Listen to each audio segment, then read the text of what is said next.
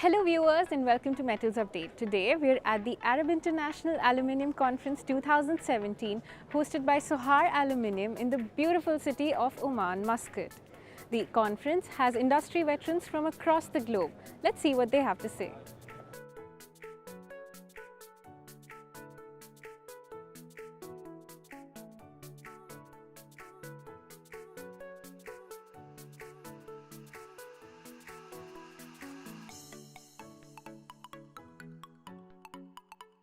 Well, first of all, aluminium is a building block for any society. Aluminium is in the phases of developing the country, and very often it starts with building the infrastructure. It's in terms of construction and building, as you said. But then the economy mature, and then aluminium is more used in consumable goods. It's produced for the consumption. And now it's more aluminium in cars, in electronic equipment, and also in packaging.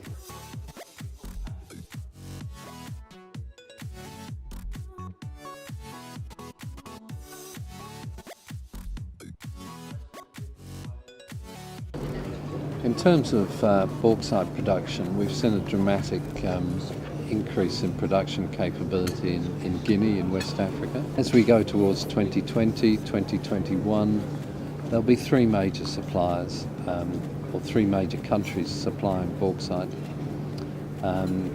Australia, China and Guinea.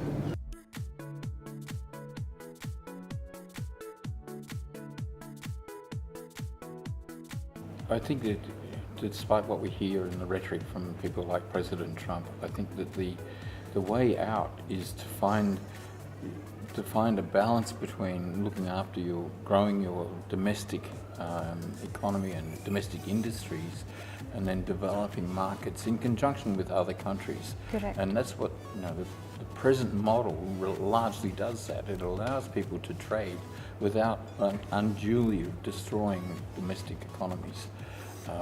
That model, I mean, it's not perfect, but it's a lot better. It's interesting, if you look at 2017, the metal price has certainly risen in both markets, LME and Shanghai, and it's risen for somewhat different reasons. So the China market is growing largely because of speculation, and people are speculating that China will be short of metal eventually. The London market is strong because the market is short now. Right. So there's a definite shortage in London, but there's a speculative shortage in China.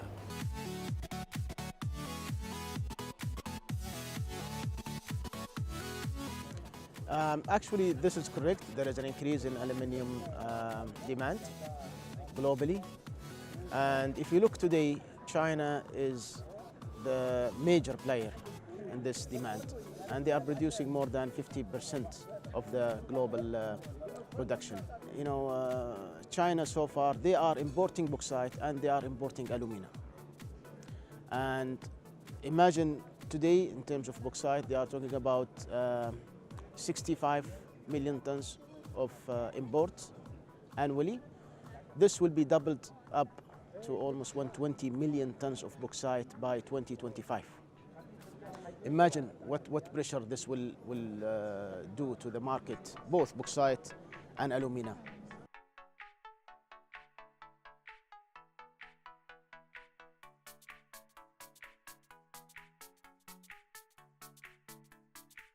One of the things that Sohar Aluminium is always keeping in mind that to be in the first quartile. Once you are being in the first quartile, then the most costly smelter, usually they're going to shut down first. Right. So we are focusing a lot on to be efficient in many ways, on consumption of electricity, on labor costs. We are trying to turn every stone, making sure that without compromising safety and integrity of the plant, to reduce cost year by year. Of course, there is a point where it will be not sustainable to go ahead, but so far we as Sohar Aluminium, we believe that we are in quartile 1, and we don't see a threat from China or India for the time being.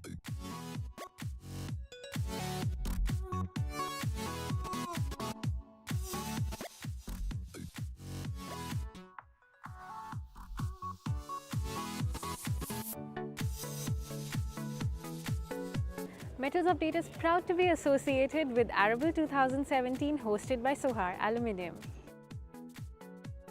And that's a wrap on ARABAL 2017. This is Kopal Cheema with Pratiksha Karkera on camera, signing off for Metals Update.